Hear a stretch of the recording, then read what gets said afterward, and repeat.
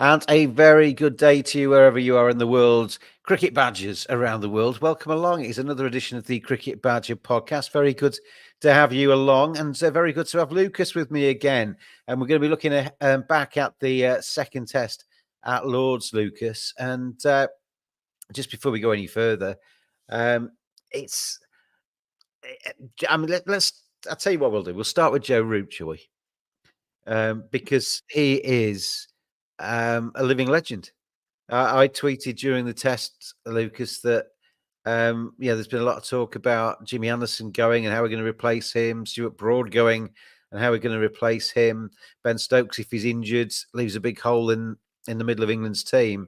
But the MVP, the guy that England could not have done without in many test matches over the last decade, is Joseph Edward Root.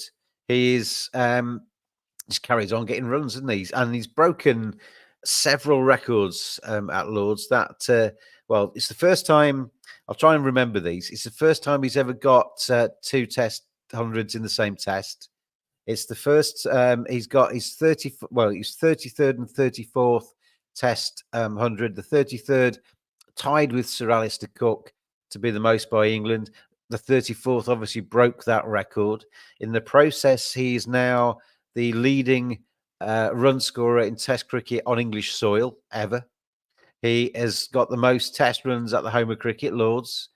And he also, as a bit of an aside almost, he snaffled his 200th catch in Test cricket as well. It was a rather remarkable test for him. And as an Australian, Lucas, you must be quivering in your boots. Just needs that 5-wicket haul and he can be the complete all-rounder.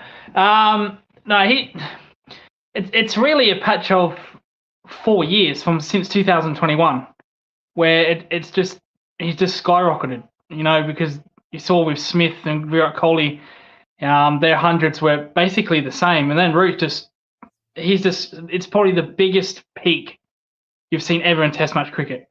Yeah.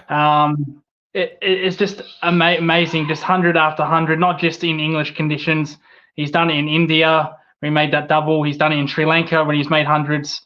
He's probably, as we talked about last show, probably Australia's that feather in the cap. But his last 4 years is if you want to put him in that GOAT conversation, well, based on 4 years, that's unreal peak, the best we've ever seen, in my opinion. That just skyrocketed from. I'm not saying he was bad before 2021, but that little window of 4 years has been unreal, scoring hundreds all over the place, all over the world. Just remarkable, really. There was a discussion on X, as it's called these days. I'm going to get in with the modern kids. If you're watching Elon Musk, that was a tip to you. But the Fab Four: Virat Kohli, Steve Smith, Kane Williamson, Joe Root. A lot of talk about, I always hate comparing eras, but I kind of almost hate comparing those four because they're all Rolls Royces of cricketers in their own right. And you could argue that anyone's better than the other because they've all got their plus points and very few weaknesses. But if I was to ask you now, on the course of their careers, not as of now, because I think as of now, you probably have to say Root is the king of the pile. But if you were to go over their careers, what order would you put them in? We're just talking test matches, are we? Test matches? Test matches, yeah. I think Steve Smith has had more impactful hundreds. Now, I hate going back to this, but when he came back from his ban to score that Ashes series that he did, that was unlike you've ever seen before. Virat Kohli, when he scores his hundreds, it plays a different style of cricket, very a lot of flair. But Joe Root's he's under the radar. Joe Root, you don't really speak about him much compared to those three. But I'd probably like to still have Steve Smith because he scored hundreds everywhere. Yeah. Now imagine we have this conversation and Steve Smith hadn't scored 100 in England. We'd be saying, well, maybe Joe Root. So Joe Root hasn't scored that 100 and yet that's only reason why I'm putting Steve Smith there. But Joe Root for me second. I think last 2-3 years, Coley has gone not off the cliff, but he has not been as impactful as he once was. So no doubt, Steve Smith. By the way, it's close. It's very, very close. I think if Joe Root can get that 100, let's say if Joe Root has a 501 Test series in the Ashes, he probably goes past Smith for me, because that's the only thing that Joe Root needs is that 100 in Australia. That's the one feather that's missing from his cap, is that 100 in Australia. And I think until that happens, I think Smith is always going to be in front. Now, that's not to say Virat Kohli can have a great 2-3 years. But at this point in time, I'm going Smith, I'm going Joe Root, and I'm going Virat Kohli. Where would you put Williamson? I'd put probably behind Virat Kohli. Again, Williamson, there's another player that goes under the radar, probably because he comes from New Zealand. He's not much talked about. But in my opinion, I think there are a couple that are ahead of New Zealand, ahead of Kane Williamson, or were ahead of Kane Williamson before the Fab Four. I liked David Warner. Now, again, he hasn't scored that 100 in England, which is a feather he needed in his cap. He scored hundreds everywhere else. Asia, Bangladesh, South Africa, West Indies.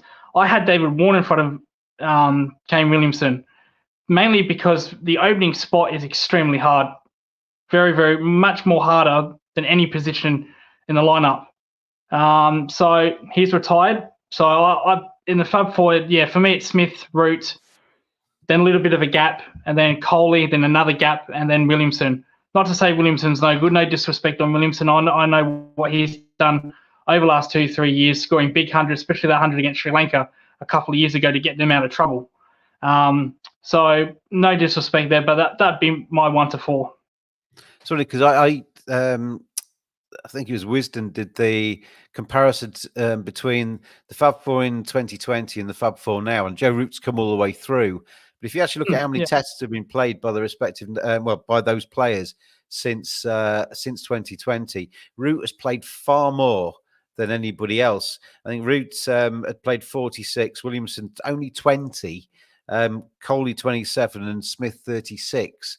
So you can argue that Root's had more chance to get runs, but he's taken those chances, hasn't he? And scored consistently well all the way through that period. So, and some of it was a troubling period with the remnants of COVID as well. So that's the key word, chance. He has taken his chance compared to the other three that we just mentioned. Now, Steve Smith, like Virat Kohli, there was a while there where he went a year without scoring a Test 100. For 2 years for Virat Kohli. So Root has, mind you, as you said, he's played more Test cricket, but he has taken that chance. And like I said, this isn't just building, hundreds on English wickets. He made that 200 in India, made that 100 in Sri Lanka. He's done it everywhere in that last 4 years. Now, Smith and Kohli, mind you, have declined just a little bit since. There were, maybe Smith is now an opener. Time will tell with that by the Indian series, but I still think there's still more runs to come from those three cricketers outside of Root, Smith, Smith, Kane Williamson, Virat Kohli. But at this point in time, Joe Root has taken his chance. That's all you can do. You can't help him. You can't help who you play though. If they're playing Sri Lanka, you can't help that. You can only play who's in front of you. And Joe Root has taken his chance brilliantly compared to Stephen Smith and Virat Kohli and Kane Williamson. Yeah, it's going to be interesting. I said last time, I think Root will carry on for a while yet. And I think somebody tweeted this morning, if Root continues to score at the same rate as he is doing, and that's a big if because he's scoring at a ridiculous rate at the moment, averaging about over 100, I think, in this English summer, then it would be, late 2007, early 2008 when he caught up with Sachin Tendulkar. But he could easily go on a lot longer than that. I think he does catch Sachin as long as he stays fit. So we will see how that goes. But anyway, back to... Actually, the little funny thing about that is it's funny that Smith, Williamson, Kohli, they've had their decline, yet Joe Root hasn't. He's actually peaked. Yeah. That's the most impressive thing about this. He's yet to decline. The thing about Joe Root is, even when people have perceived him to be struggling, he's still averaging 37, 40. His fallow periods are better than probably most other English batters' strong periods. So, he's just a class act. He's a Rolls Royce. And he goes under the radar in the same way Kane Williamson does, because he doesn't do anything, doesn't hit loads of sixes. He doesn't bat with massive authority. His authority comes by just rotating the strike, dabbing it into gaps, hitting the occasional boundary, lovely cover drive, gets himself off strike by just angling his bat and sticking it into mid-wicket when there's nobody there and getting down the other end. And he just keeps that scoreboard ticking. And he's just an absolute class act. So, long way that continue, because we are, with all four of the ones we're talking about, but obviously from an English perspective, we're watching greatness. In front of our very eyes. When people are looking at cricket history books in 100 years' time, they will be talking about all four of the guys we're mentioning, and the Jimmy Andersons and the Stuart Broads.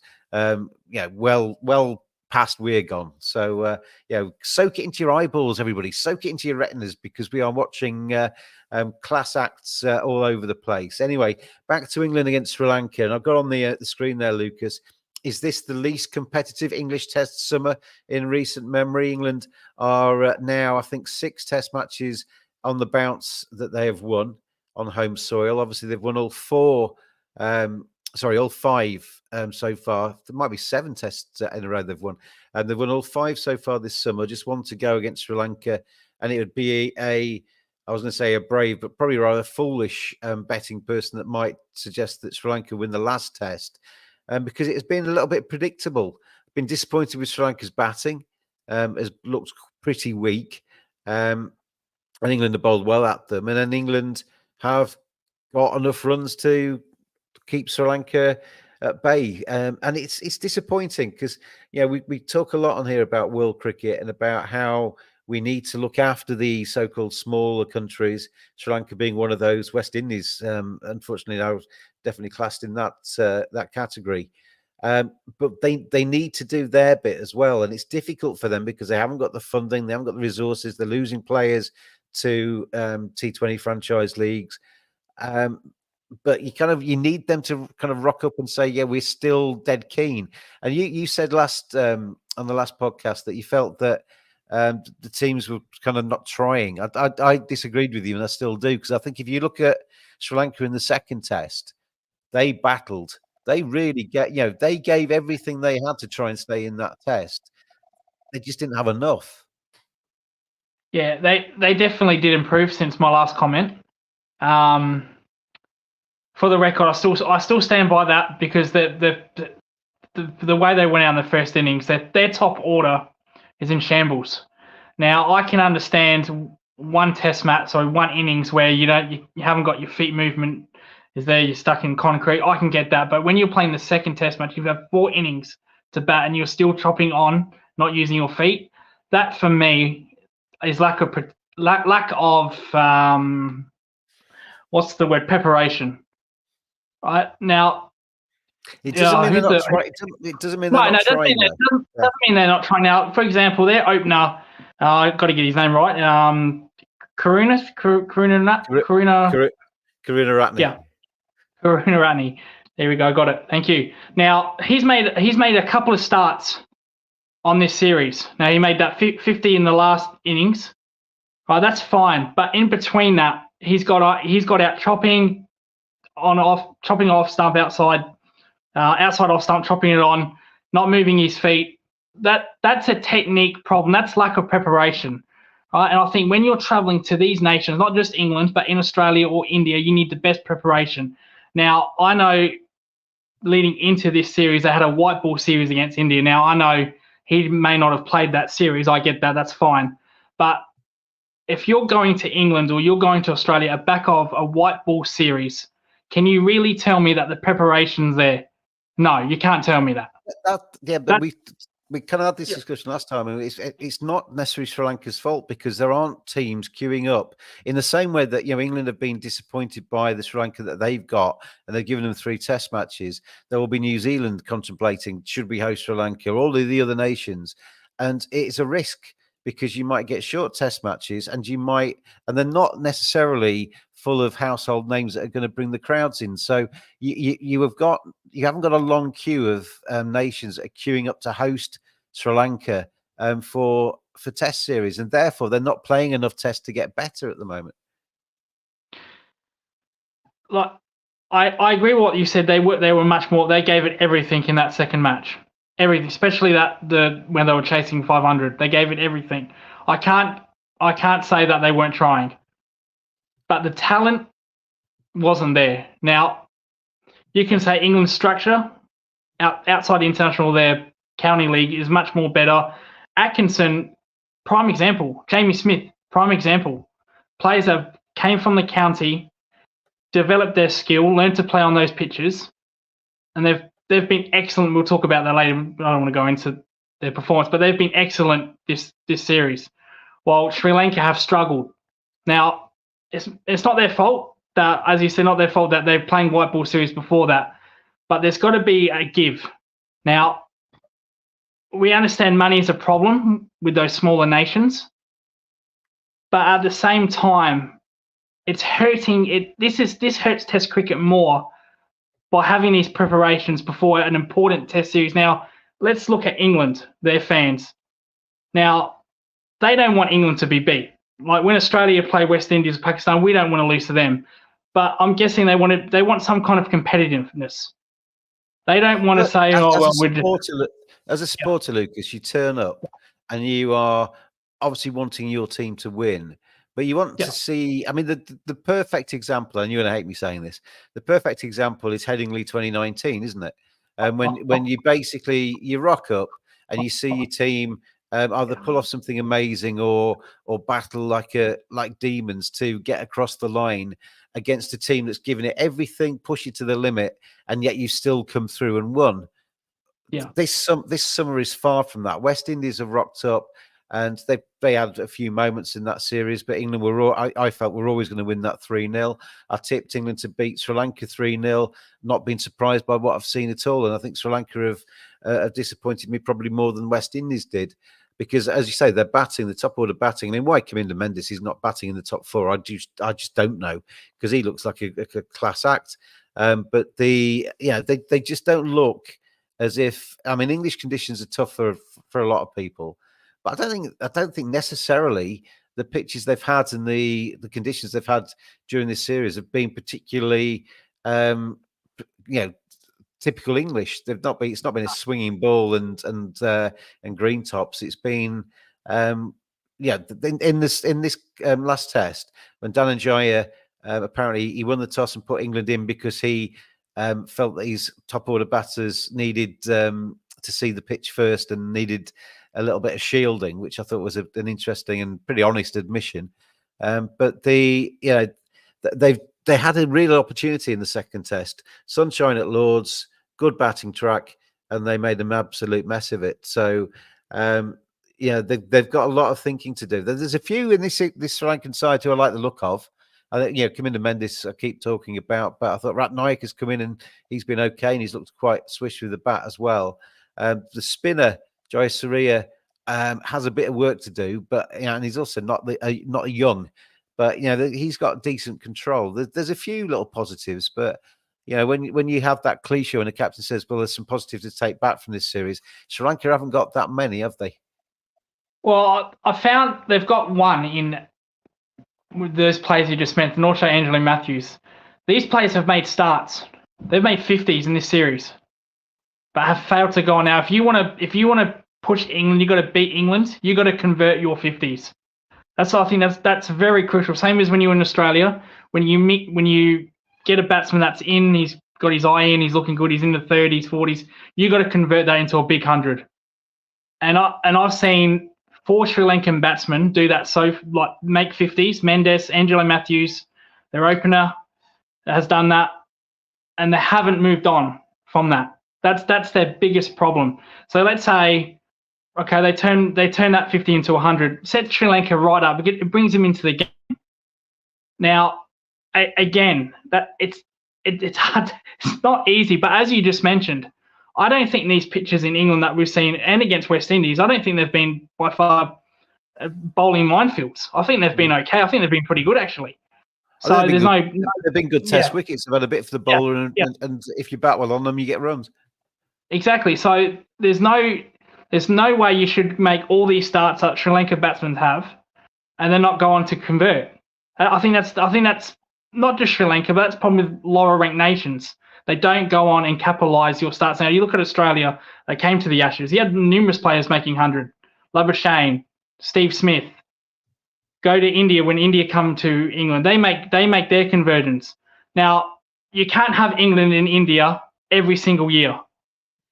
Can't have that every single year. Imagine if you have the Ashes every single year. You know how degrading that prestigious trophy would be if you have it every year. I get that. You can't have it. But these lower ranked nations, I think they got to focus. If you want to beat England in England, this is my opinion. You got to match their batting. Now look at England. Look at Joe Root converted his 100. Atkins converted his 100. Right, Pope against West Indies converted his 100. You need to match their batting. The bowling can take care of itself. If you do not match their batting in England, you're in all sorts of trouble. And so far, their top order has been shambles, absolute shambles, because A, they don't convert their starts, or B, they just don't make any starts. They're lower, as you said, you made a good point with Mendes. They should move Mendes up I think they should move Mendes up to 3, personally. Because their lower order is their lower order is outperforming their top order. Yeah. So a third test, I'll put Mendes third, maybe even open. It's better than what we've seen so far.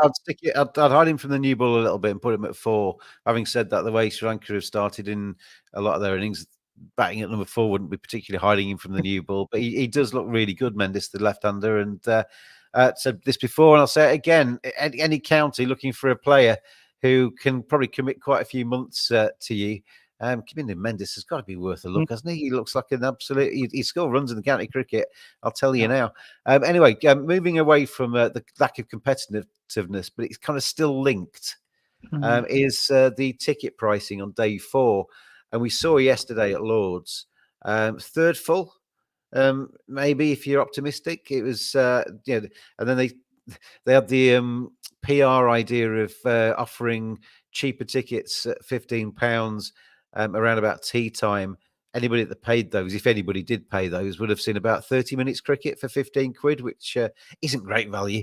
But anyway, that they've just got the pricing all wrong. And I think I saw a tweet. I think it was Annie Moran from TMS was saying that test match tickets for the MCG Boxing Day test are 52 Australian dollars, which is around about £27. So 27 UK pounds for a Boxing Day test ticket. Whereas the cheapest tickets for Lords for day 4 were, I think, £94. So, it's a lot of money. And you've got to think, I mean, this weekend there was loads of sport on television. There were things going on. It's summer. Kids are off school. Probably a lot of people are away on holiday still.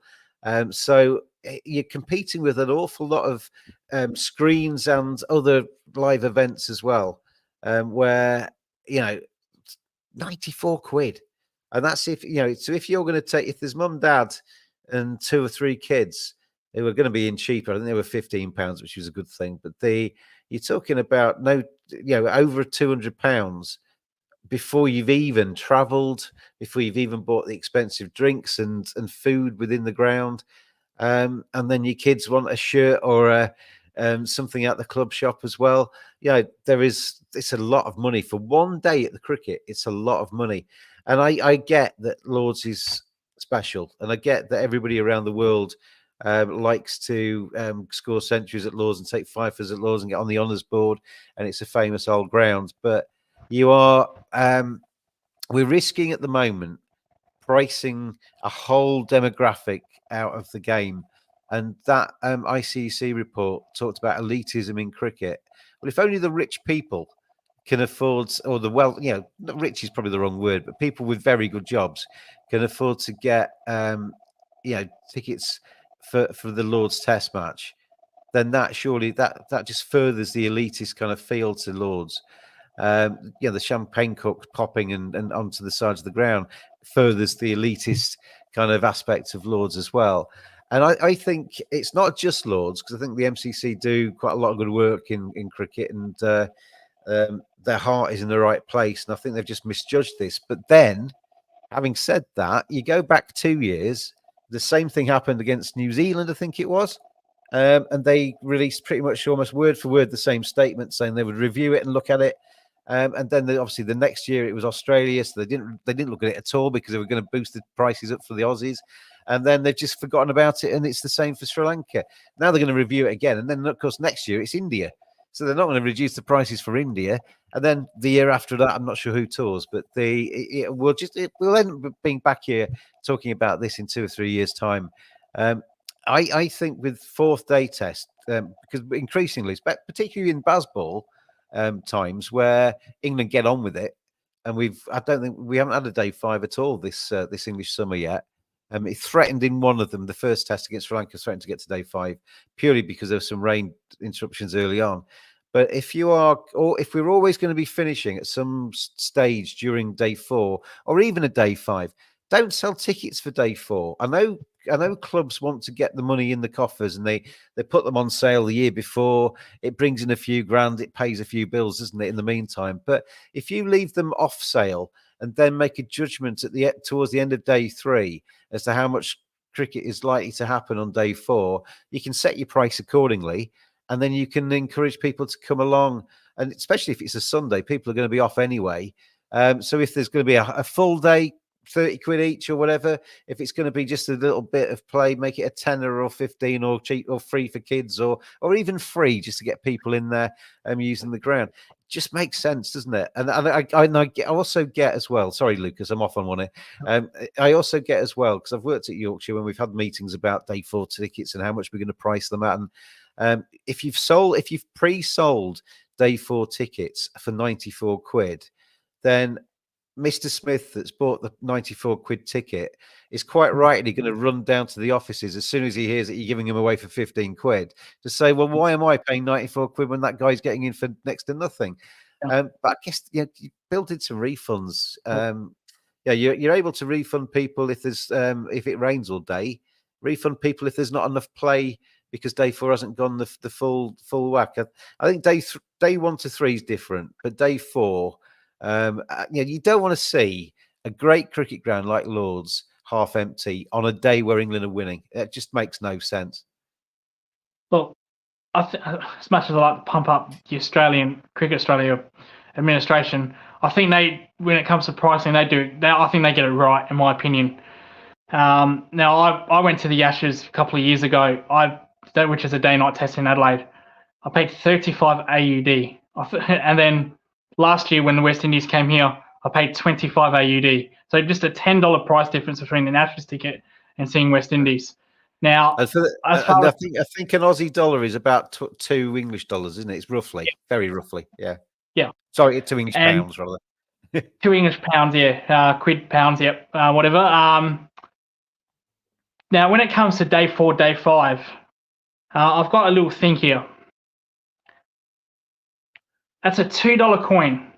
Right. So let's say, I'll use England as an example because it happens a lot in Australia. If England are 7 down, 300 to win, and it's start of day 4, you only have to pay this $2 coin that I've got in my hand, and you're set for the whole game. Yeah. Sometimes even free if it's day 5. I remember a few years ago, Pakistan came out. We only needed 3 wickets on day 5. And they just said, the hell with it, just come in for free. So I think Australia, they get it absolutely right. Mind you, yeah, go on, James. So you waving that coin around, mate, just gave me an idea. Yeah. Because if you're going into day 4 and potentially day 4 yesterday, if Sri Lanka had actually batted really well, it could have gone all day. So there is that kind of argument as well. But it wasn't, it was never going to be a sexy day for English supporters because you're going to be toiling in the dirt trying to get a load of Sri Lankan wickets. But why not say it's going to be donate what you think it's worth day. So you come in, we've got some buckets around the ground. You've got to put something in that bucket. It's up to you. If it's a penny, then you're a tight git and you should be ashamed of yourself, but you've paid. But you can put in £20, you can put in and that money goes to charity. We have these charity days in English cricket where Lord's Ruth Strauss Foundation. It might only be 10, 15 grand they collect that day because people have put in less, but that goes off to Andrew Strauss's Ruth Strauss Foundation, and it at least goes to a good cause. And the ground, ground has the capacity. A dad with 4 kids can suddenly say, "Come on, then, kids, we're off to Lord's because it's pretty much free to get in. We're going to put 20 quid in when we get there for our 5 tickets, and we're going to go in and have a day and see England win." That would make sense, and at least some money's raised for a good cause at the same time. Even the MCC probably got a foundation, or the Lord's Taverners, or whatever. Yeah, just a good cause. I mean, whatever. If it is, say, 15 grand they raise by people putting in a £5 or a £10 or a 20 or something on a sunny morning on a Sunday, that probably buys a minibus for some disabled kids to play cricket or something, doesn't it? Yeah. Well, just like I said with this little $2 coin, if you get 10,000 people in, that's 20,000. That's 20,000. Just for probably 1 hour cricket out. That's a good counterpoint you made. You don't know what will happen. Literally, Australia being in Australia, if there's 3 wickets left on the start of the day, they literally wrap it up pretty quick. Yeah. But for 25, 30 minutes of cricket, just by paying $2 for that single day, and it might be 5 minutes, might be 5 overs, might be 10 overs. The profit Cricket Australia get from that is insane. That's why I think they get it extremely spot on. The only problem I have, and that wide issue, is food and beverage prices. But that's probably a worldwide thing. Yeah. That's probably where it is a little bit. I've gone to Adelaide Oval repeatedly every year. I think I'm pretty biased here, but Adelaide Oval is pretty unique because they also have functions at the back of the grounds. You'll probably see it on the TV. As you said, they have their lords. Where the ICC members go inside the change, well, not inside the change rooms, but just outside the change rooms in the pavilion. Yeah. Adelaide Oval has their own unique thing where you go out back and it's almost like a classy, little arena where you can have your champagne, you can have your wine. I've never done it personally because I don't drink, but it is a very good, amazing experience. And the profits alone by hosting that event by $2 a day, like I said, they pack the grounds, they pack that arena, that little arena that holds about 10,000 people. That's more profit. So I think Cricket Australia, my point is Cricket Australia, they get it absolutely spot on with the amount of money they charge for people, depending on if it's day 1, day 2, day 3, which is different because it's only day 4 and day 5. I think, in my opinion, Cricket Australia get that absolutely right. And I don't. We said about you don't know how much time there's going to be. I mean, you've got to basically think about how quick could this finish, and then if it lasts a bit longer, the spectators get a bonus, don't they? You got to look at it that way rather than think, well, it might last till tea, so we'll charge tea until tea prices. And that PR thing yesterday of kind of 15 quid, kids in free after a certain time when there was next to nothing left in the game was just that was just lip service to trying to play the PR game. That wasn't a real offer. Loads have got to think about that. And I think one of the things I heard somebody say yesterday that somebody from Lords was saying, or the MCC was saying, we kind of look at what the prices are for going to Wimbledon, Twickenham, and the Oval, and we set our kind of prices kind of in line with them. But if you go to Wimbledon, you're guaranteed all day. So if you're on the show court, particularly, you're gonna, because they've got roofs now. So if it rains, but you can be in there all day, and you guaranteed. There's not going to be, the only thing that can stop it is the weather, isn't it? And that can stop cricket as well. If you're on day 4 and it might only go 2 hours, cricket finishes. If you go to Wimbledon and one match finishes, another match replaces it, and you watch another match on that court. So there are differences between these sports, and I think acting. And I know it's London prices and all the rest of it, and the danger is as well that because there are quite a lot of fairly well-off people in London, that is why they pack out on day 1 and 2, because there are people that can afford the scandalous prices they charge. But it doesn't help little Jimmy, whose dad's maybe struggling with 2 jobs to get the electricity bill paid, they've got no chance of getting there, have they? So I think they need to have a really proper think about it. It's going to be interesting as well, Lucas, to see. I think next was it 2025? They have an England women's test match there. Be interesting to see how much they price those, because it's important for women's cricket. First time at Lords, first time at the home of cricket. If they price them scandalously high, people aren't going to turn up. So we want to see people going to watch and support the England women's team. And as you said, this little $2 coin, little Jimmy can afford that because it's a bargain. Again, you might only be there for 5 overs, but at least you're not breaking the bank to see minimal cricket. I think that's the most important thing. And don't forget, Lords is probably the most prestigious stadium in the world cricket. I'm biased. I'll say Adelaide Oval, but a lot of people, 99.9%, will say Lords. So I think when you have a prestigious stadium like that, a prestigious event, and that's not a Sri Lanka thing. That's not India. That's whoever they play. They're always going to pack it. I think you've got to get that absolutely right. I think that's crucial to get that right. I was watching Spider-Man the other day, and as the famous line in Spider-Man, with great power, Spider-Man, comes great responsibility. And with great prestige and history and power in the game comes great responsibility, Lord's Cricket Ground. And you have the responsibility to the game and, well, to yourselves, obviously, to make money, but you have the responsibility to the game to at least think about the supporters and to look after the supporters a little bit, and not just take them for mugs and imagine they're going to turn up whatever, however many zeros you put on the end of the price tag. Let's take a very short break. Thank you very much to manscaped.com for their continued support of the Cricket Badger podcast. Thank you to them. If you like what you see on manscaped.com, if you quote Badger, you'll get 20% off and you will get free shipping. Forever you and me, right by my side, where you ought to be.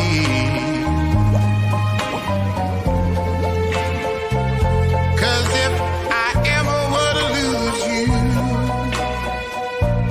I just don't know what I'd do. Let me hear you now.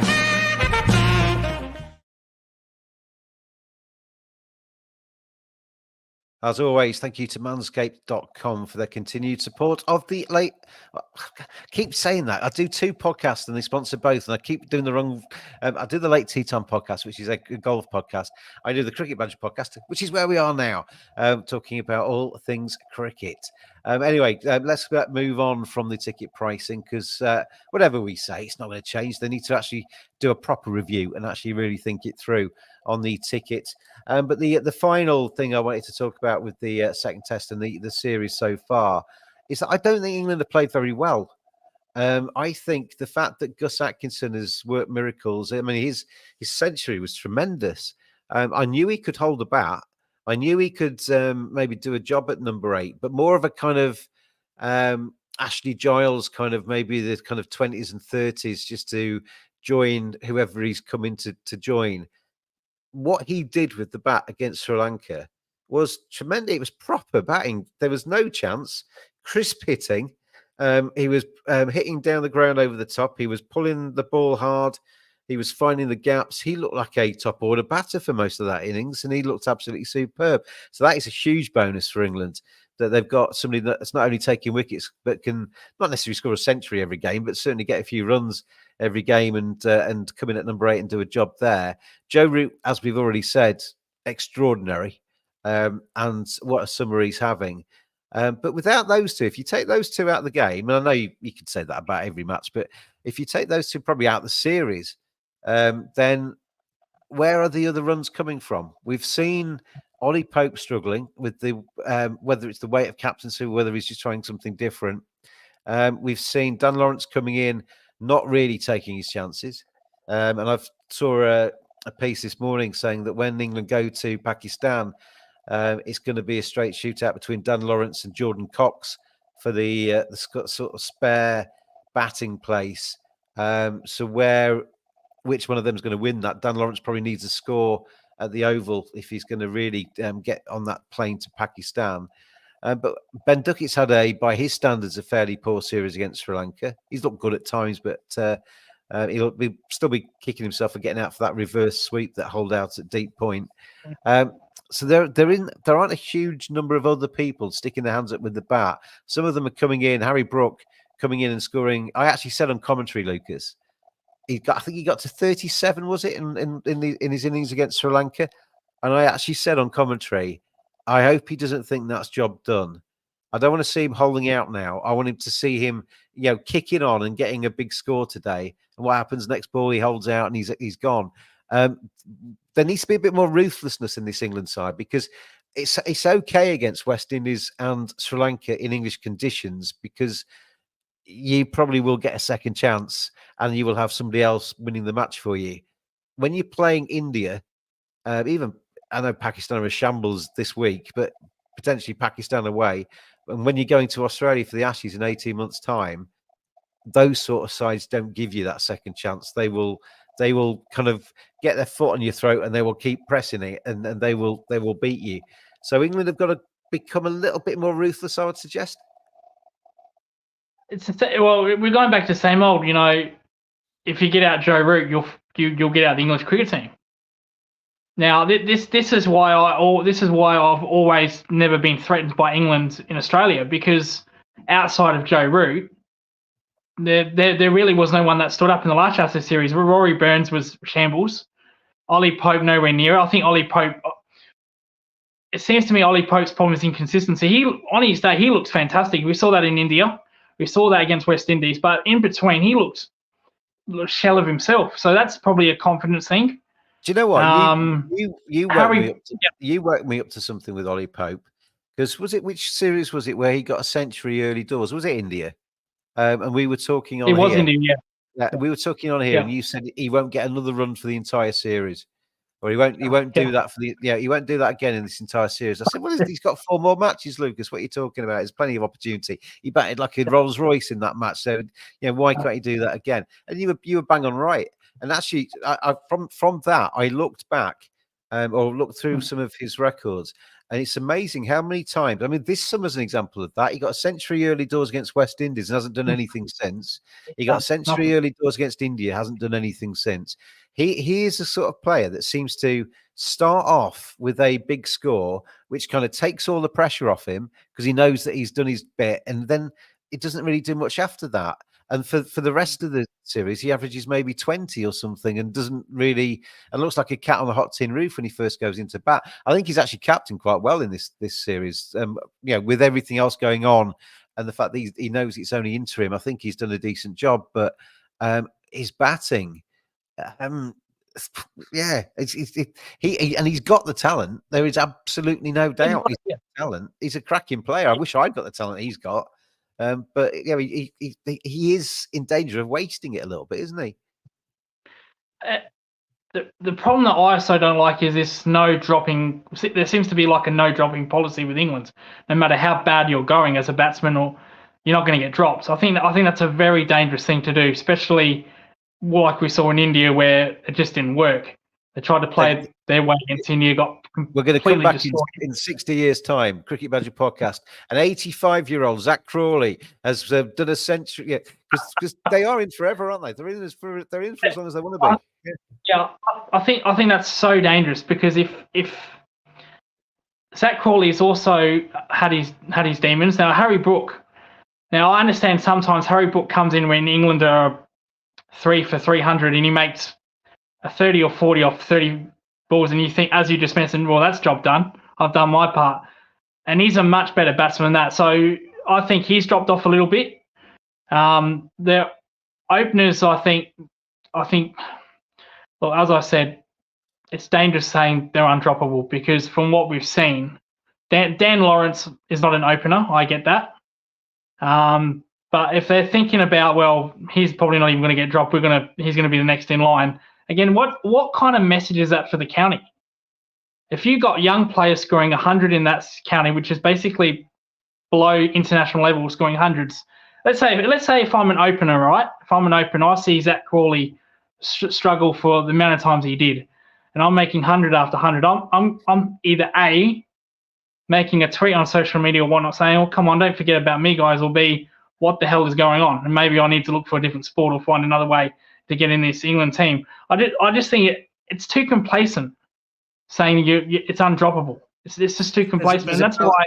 There's a balance, isn't there? Because going back to the 80s, when there were Ashes series that England were losing, where and against West Indies that England were losing, where I think there was one series they used 43 players across the summer, and because basically either people got injured or just they just kept chopping and changing. They had no sense of who was the next cab off the rank. They had no sense of anything. It was just lurching from one disaster to another, and that shouldn't. We don't want that back. No. But there's got to be something in the middle where a Daniel Bell Drummond at Kent or I mean Jordan Cox has got in because he's young and they obviously like how he plays. But there's a load of openers out there that have got decent records. And you're right. You're kind of looking at the next test and you're thinking, Ollie Robinson when the keeper gloves came up. Jamie Smith's obviously made that decision look fantastic, but Ollie Robinson must be kicking himself. You've got Sam Cook at Essex, Jamie Porter even, who have never taken loads of wickets for Essex. Sam Cook's always talked about as a future England player, but every time there's an injury or an opportunity, particularly in English conditions where he was more likely to excel, they bring in somebody that's averaging 80 for Leicestershire.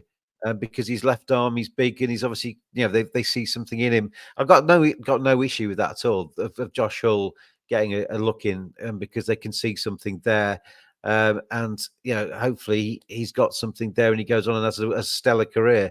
And England have been crying out for a left arm bowler for probably the entirety of Test cricket, because I think Ryan Sidebottom with something about 80 wickets is the highest ever wicket taker in. It's a left arm pace bowler. John Lever won't be too far behind that, but there's not many in English history that have bowled left arm pace and had a long Test career. So if Josh Hill can be that person, he's only 20, so he's got plenty of time ahead of him, then that's a good thing. Because we see your guys with Mitchell Stark, we see Shaheen Sharaf Afridi, a left arm over bowler. It's not just the change of line to the opening batters. It's also the rough as well that they create. So if you've got a Shoaib Bashir bowling off breaks and you've got Josh Hull coming in left arm over from that end or the other end, putting his footprints on that surface, those footprints come day 4 and day 5 are where Shoaib Bashir is going to be aiming, aren't they? And at the moment, they haven't got, right arm over doesn't give you any of that. Nathan Lyon benefits from Mitchell Stark doing exactly that for Australia. So, but Sam Cook must be wondering what he's doing. So there doesn't seem to be any connection between county championship success and coming into the England side. It just seems to be quirky selections, which are often right. So I'm not knocking the selectors. I'm certainly not knocking them at the moment because they're doing a very good job. The guys they've brought in this summer are absolutely top draw, and no criticism from me whatsoever on that. But there needs to be a little bit more of a connection between performance. If you've raced to 1,000 runs for your county early on in the summer and you're playing beautiful cricket, but you may be batting a little bit too slow for England, what do you do? You can't do any more than that. Yeah, I've noticed that with Lawrence as well. Now, Lawrence probably subconsciously knows that I'm not going to make it. I'm not going to return. I could make double hundreds after double hundreds. They're not going to put me in front of Zach Crawley. I think we are human after all, and that puts a lot. Test cricket does test, as I keep saying, tests you emotionally, physically, and mentally. Now, if you go out there with that attitude saying, "Oh well, I could score the runs I want, but I will never be seen again until someone gets injured," I think that takes a toll on you mentally. And I feel sorry for Dan. I think he's a good player. He's a very good player, and he's been in squads and stuff on merit because he is a good player, and he's obviously moved to the Oval because that's a kind of sexier county than Essex, so gives him a little bit more of a chance probably for England selectors, because England do seem to only have a tube ticket to the Oval when they're looking for the next player to pick on a lot of occasions. But Surrey are a very good county side at the moment, so there's probably plenty of reason for that. But Yeah, I think Dan Lawrence was on a hiding to nothing these 3 tests. If he came in and scored a century in each test, he would still not play Yeah. the first test in Pakistan. If he comes in and he's doing what he is doing, and he's not exactly failing because he's getting 20s and Starts, yeah. he's getting starts, but he's not kicking on. He's not failed dismally, but he's No. not waving his hands in front of Rob Key's face saying pick me, is he? And with his performances so far. And because of that, he's in danger of actually slipping out of his reserve spot and actually just drifting away entirely. And Jordan Cox maybe being the one they prefer to be on that plane to Pakistan. So he's on a no-win almost, Dan Lawrence. And that's why I hate the term undroppable, because in case you don't understand how mentally it can hurt a batsman or bowler by saying, you know what, come into the side. Lawrence, like I said, Lawrence is not even an opener, so they've literally said to Lawrence, look, you're not an opener. We're going to put you in the opening spot, see what you can do. Without they haven't told him you got no chance, but he's probably thinking that like, well, I've been put in the wolf's mouth, and no matter what I do, I'm not going to make it. And if I do horribly, I'll never be seen ever again, in case there is an injury. So I do, in a way, feel very bad for Lawrence or anyone that gets put in that situation, because we are human after all. I wonder what how long Pope's got in reality, because they obviously think a huge amount of Ollie Pope. He's not vice captain because they think he's an idiot. So he's obviously very central to the think tank and to England's plans in the future. But he's got to be a bit more ruthless and a bit more consistent to keep that number 3 berth. And I saw somebody suggesting that he should drop to 5 and Harry Brook go up to 3. But that's just bonkers, because you don't move Harry Brook where he's actually scoring from where he's scoring runs. You say to Ollie Pope, well, you volunteered for number 3, make it work. And if you can't, you've got there has got to be some people who are dropped. There has got to be. Ultimately, you can say Bazball, go out there, express yourselves, no repercussions, blah blah blah. But there's got to be repercussions in the end, because you can't go through life failing all the time and keep getting selected, can you? Yeah. Well, George Jabel made a good point, Lucas, on his Ask George thing, where you look at Tom Abel, you look at who's the lad for Jake Libby, you look at probably Daniel Bell Drummond. You reel off a load of county players, James Vince.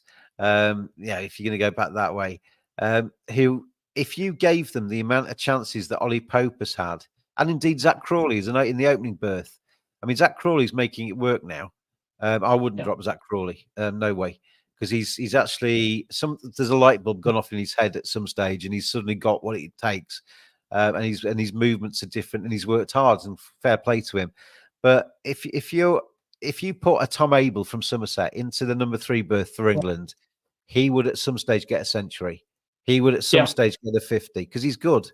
Whether he would outscore Ollie Pope long term or not, I don't know. But Ollie Pope's kind of in that same position where at the moment we're waiting for him to kind of delight us. At the start of a series, he suddenly gets 100, and it's Ollie Pope's great. And by the end of the series, you kind of running out of patience with him. Who's the other one from Somerset that's scoring hundreds? Is it Hugh or Dew or? Oh, James Rue. Yeah, he looks a good prospect. He's scoring. He's scoring hundreds for fun, isn't he? He was last season, but he's kind of maybe got second season syndrome a little bit with James Rue. Sam Hain was another one as well. They don't seem to like Sam Hain for some reason. I don't know what it is. As your point, there's a lot of county players that are putting their hand up. I watch a little bit of it because it's on YouTube in Australia. It's been broadcast in Australia free on YouTube, and I look at players like Tom Abel. I think, wow, he's really, really good, really consistent. And I guarantee you, Lucas, if we'd put Sam Hain into the England number 3 berth when Ollie Pope took it, he would have not done any worse. Yeah. He would have probably done better. Yeah, the more chances you get, if you're in a team that has the tag undroppable, then you don't have any pressure. You can go out and make 6 ducks in a row, and knowing that you're not going to get dropped, just like Zach Crawley. Because the counter argument is that pressure is actually that actually kind of spoils players. I mean, with a lot of talk about the Ramprakashis and Hicks back in the day, who were in and out. Derek Randall was one of my favourite players when I was younger. He was always seemed to be with Derek Randall. Oh, this might be his last chance, kind of thing. And then he'd get dropped. Then whoever came in wouldn't do any good. Then he'd come back about a year later, and the same would happen again. And Ramprakash always had the axe over him. Hick was dropped after averaging 50 over a 5-test series. And even when he did well, he was disposed of. So that isn't good for anybody either. When you are constantly looking over your shoulder, thinking, "Is this my last knock?" There's only so many times you can pull the rabbit out of the hat and get away with it. So you need to have a system that makes players feel comfortable and feel settled, so they can go out and do their stuff without that pressure on top of them. But ultimately, that's got to finish at some stage, isn't it? Well, just on Graham Hick, a little bit off topic. Now I know this is probably hindsight because it was successful, but would you have dropped him for Kevin Peterson in that 05 Ashes series? Well, Hick wasn't in then, was he? No, yeah, but weren't they considering out of Hick and Peterson? It was Bell versus Peterson. Bell versus Peterson. Sorry, yeah. Sorry, it was Graham Thorpe, wasn't it? Sorry. Thorpe. Yeah, Thorpe. Yeah, that was the 05 series. Yeah. Thorpe had got a century or 50 against Sri Lanka in the test, but then Kevin Peterson was then available, and they opted to go with KP again, and that was the end of Graham Thorpe. Yeah, retired after that, didn't he? Do you think that was the right call? Forget about what happened with Peterson in making 100. Did you at that time agree with that decision? At the time, Graham Thorpe was one of my favourite players, so I was biased. Yeah. So I was disappointed for Graham Thorpe at the time. But again, hindsight probably worked out. Yeah. But having said that, everybody was talking about Kevin Peterson for about 4 years before he was qualified. Not always for the right reasons. Nottinghamshire throwing his bag out the window and all the rest of it. But he was always a talent, and he was always somebody that was going to play for England at some stage. And they obviously, ultimately selectors are paid to make a decision, aren't they? You can't please everybody as a selector. You might pick one team, I might pick another. You would upset some people, I'd upset others. But ultimately, there's one name left on the team sheet. You've got to put a name in there, and it might mean that whoever's left out is gutted, and you've got to make that difficult telephone call. I'm not going to get into his offside problems and all that, but when Kevin Peterson did get dropped, it was considering that he would have played in that Ashes series in 2014. Do you think they should have? In your opinion, when he was making hundreds in the county, he had his problems with players, and then there was conversation they might bring him back for the Ashes, but never did. I mean, we could do an entire podcast on this. He's a tremendous player. There's no doubt about it. When he's commentating, I put my fingers in my ears until he starts talking about batting, because when he's talking about batting, it's worth listening to. Yeah, it is. Yeah, I think as a human being, he's not everybody's cup of tea. Yeah. To say it politely, and I think you have to be conscious of what is best for the team and the squad unit, as well as for individuals. Now, you can have players who, this is in any sport, I've heard a lot of footballers say, well, I hated his guts, but once we got over that white line, we were trying to score goals for our team, kind of thing. And so that, you can have that. So as long as once you go over that boundary rope, you are pushing in the same direction and you are on the same hymn sheet. I remember Jason Gillespie saying something to me along the lines of, I want everybody to come on this bus. Well, I want to take this bus in that direction. If you don't want to get on the bus, then go somewhere else. But we need to be on this, we need to be pushing in the right. I want to play cricket like this, and this is where we're going. And if you don't like it, then it's not for you, kind of attitude. And I think England ended up with that kind of thing where obviously it seemed to transpire that Strauss and Peterson didn't necessarily see eye to eye. And Strauss was the captain, wasn't he, for much of that period? But the you could have I guess the question is, you could have the best player in your country who is I'm not. This isn't me talking about Kevin Peterson, by the way. This is a hypothetical example. But you could have the best player that your country has ever produced, who is a complete dickhead. Yeah. Who doesn't listen, turns up late, doesn't train properly, he's out on the beer every night, womanizing, doing whatever else, but has the potential to win your matches. Now, how do you cope with that person? Do you say, this is just too much hassle, mate? You're a great player, but clear off because we just can't. We're better off without you, basically. We can pick 11 here who might not have. There might not be that element of stardust, but we can still win matches without you because we're all going to push in the same direction and we're going to fight for each other. Or we could risk having you in there, upsetting everybody else, but you'll get a century and look great. I mean, how do you play it? I don't know. It's difficult. My point mentioning this, my point is, and I'm not ever applying that exact like this off field, but with the no dropping policy that England have employed, would that have been applied to someone like Kevin Peterson? Well, Kevin Peterson's often talked about that he would have revelled in Bazball, and to be honest, I think Stokes and McCullum would have probably got the best out of Peterson. Oh yeah, I agree with that. Because I don't think Stokes and McCullum care if you act like a dick sometimes.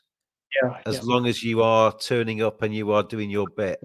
Yeah, you can't act like a dick every day, can you? I mean, but that's up to the team to call that person out as well, isn't it? And to say, stop being a dick, whoever. But I think KP would have probably flourished in an era where if you hold out at long on when you're 79 not out, and they say, next time, mate, hit it 3 yards further, rather than say, what on earth were you playing that shot for? But it's kind of different captains and different dressing rooms want different things, don't they? Well, in a way, he didn't probably go to that level, what Peterson did, but Shane Warne was also a bit of a brat, when he came onto the cricket scene, greatest spinner of all time. Of course, probably matured as it went on. But yeah, he also had that reputation. He wasn't a saint, no disrespect. But Ricky Ponting, a young Ricky Ponting, was a little bit off the rails at times, wasn't he? He was, and Steve Waugh had to check him a couple of times. So yeah, we all get those characters in cricket, but it's just interesting, when England adopt that no dropping policy, what's the red line? When do you cross it? So it seems to me that they haven't crossed it, but at the same time, they are destroying. Yeah, I'd imagine if you went out to bat with a hip flask and got gradually drunk as you scored your 100, and then you went in and you punched Brendan McCullum in the face and slashed Ben Stokes' ties in the car park, you might not get picked again. So there is a red line. There would be a red line somewhere. But yeah, it's I don't know where it is. I mean, it's kind of that kind of ethos of treating people like adults, allowing people to make mistakes and get better as a result of those mistakes. But you'd need to have the evidence that they are getting better as well, wouldn't you? And maturing and becoming bigger, better individuals as a result of that. Because everybody's different. Everybody has, everybody makes mistakes. There's not a single person on this planet that's never made a mistake in their life. And yeah, when I was a young bowler trying to push into state team, when I was playing grade 1, I had that kind of bratty temperament. I can't send off. Lucas.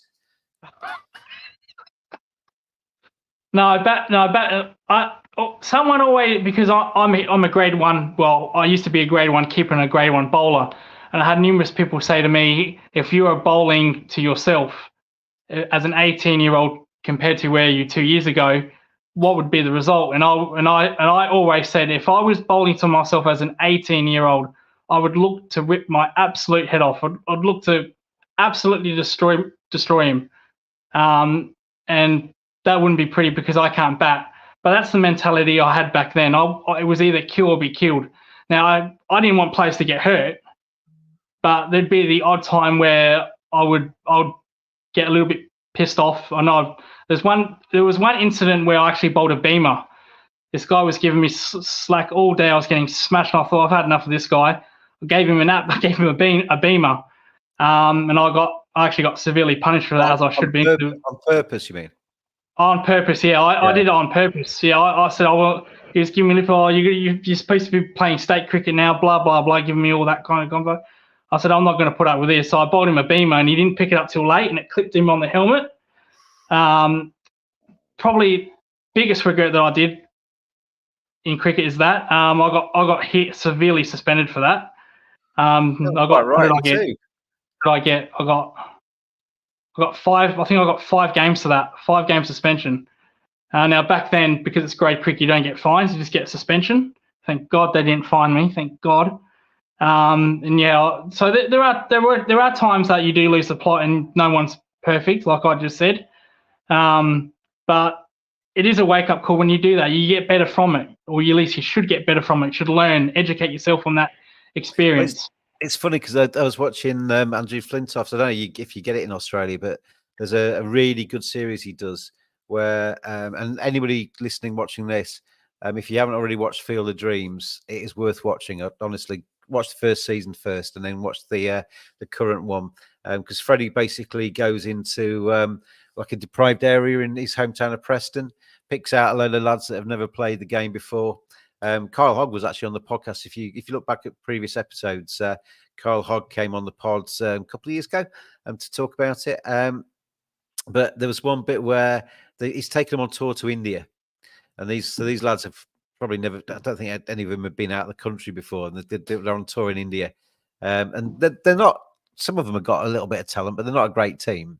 And they're just the premise behind it is giving these people opportunities. Who've come from pretty much no opportunity, giving them this chance to see if they can actually grow as people and be better, and they are being. But there's one day where he's told them early on in the tour, I want you down for breakfast at 8:00. Don't be late. And for the first couple of days, I think they make it. And then by about day 4, one of the lads comes down and there's nobody else there. So he's ended up going around knocking on the doors. Kyle, it's 8:00. You're supposed to be downstairs. And he gives him a right. Don't give him a bolking, actually. They just realize that they've really pissed him off, and he gets upset, so they feel guilty. It's actually the way they play, it's actually really good. Because rather than shouting at them, he just says, right, I'm done with you. I'm off out for the day, and just leaves them behind. And they're just kind of thinking, oh, we've really upset him here. And he's obviously done quite a lot for them, so they feel dead guilty. So then they kind of galvanize and come back a little bit more collectively. So actually, on that occasion, that worked. But he said he turned to the camera when he was knocking on the door saying, this is truly poacher term gamekeeper, because when I was on England tours and stuff, it was somebody else knocking me up. And and you can imagine it, guy, because he'd been out having a few beers at night, and he was often late and stuff like that. But he's proof, isn't he, that as you get older and stuff, you kind of, and if you're given a bit of responsibility, you'll be a bit better for it. But everybody is different. Everybody makes mistakes, and it's how you. I think what if you were Brendan McCullum or Ben Stokes in that England dressing room now, with a Kevin Peterson or with whoever, an Andrew Flintoff or the current team, it's not so much somebody making a mistake, because everybody does. I mean, Ben Stokes made mistakes in the past, big time. It's not so much it's not so much making that mistake, and obviously you're going to have to kind of pay the consequences of whatever your actions were, a fine or whatever it is, a suspension, or standing in front of your team and apologising for your behaviour, whatever the repercussions are. It's how you come back from that mistake, I think, is what the measure of that person is. And Ben Stokes is a great example of that. After the problems he had in that night out in Bristol and a few other things when he was younger, he's obviously grown up. He's taken on the mantle of England captain, and he has really delighted me with how he's taken that on. He's obviously still got a little bit of that in him. You can see it sometimes. He gets a bit angry and a bit flustered at times, and you can see that there. But he looks like he's really got the team at heart, and he is giving 100% to try and take his team in the right direction. and he's grown up or matured or whatever the word is in cricket in terms. He has made his mistake and he has made it better off the back of it. Yeah. And so you've got to allow people, I think, to make to make it right afterwards, because Ben Stokes has done that. And possibly if you had the Kevin Peterson who was texting South Africans or whatever he was doing at the time, you probably need to sit him down and say, this just isn't acceptable, KP. You need to apologise to the team and you need to be better in the future. And if he then came back and kind of was better in the future, then you give him his. But if he does it again, then you probably say, "Well, we've had enough of this." The funny thing is, from that Peterson text message to South Africa, it didn't work because didn't Strauss make 100 that tour anyway? Yeah. So I never quite really understood that one. So but now a shout out to Nathan. Now that's the batsman that I hit all those years ago with the beamer, and I actually haven't apologised to him since, believe it or not. Because when I bowled, the umpire did shaft me a little bit, but it was pretty obvious that it was deliberate, because when I hit him, I just turned my back on him and went back to my mark. So I shook his hand after the game, because my attitude is no matter what happens on the field, it stays on the field. So I shook hands and yep. Yeah. Well, good. But I never actually said sorry to him. So if Nathan is watching, very, very sorry for that moment. But it's all good because he went on to play for the Redbacks. So a couple of games. So geez, wouldn't I love to see him in the nets again? He'd probably absolutely deck me. Because I'm not a bowler. I haven't got that bowler's body no more. I've got like a stubby keeper's bloody body. But no, look, and I learned from that, because back then, as I said last show, mentality of mental demons, and when we're feeling down, and that was a turning point. That it's not going to go your way. You're not going to take 10 wickets every single game. Yeah. So you got to learn from that. So apologies to him. Like a lot of cricketers say, there's more bad days and good days when you're a cricketer. There's more days where you walk off disappointed than you walk off either individually or collectively as a team. More days where you probably didn't quite go your way. Anyway, let's wrap up today, Lucas. Thank you as ever for joining me on the Cricket Badger podcast. Obviously, this has been streamed on the Gareth Ayan YouTube channel as well. So hello to Gareth. Hopefully he's well too. And hopefully you are all well as well. We will see you again. We'll come back after this series is finished and with a bit of a wrap up after Lords. And we will see you then, everybody. So look after yourselves. Take care. Enjoy the cricket and we'll see you soon. Cheers, everybody. Bye.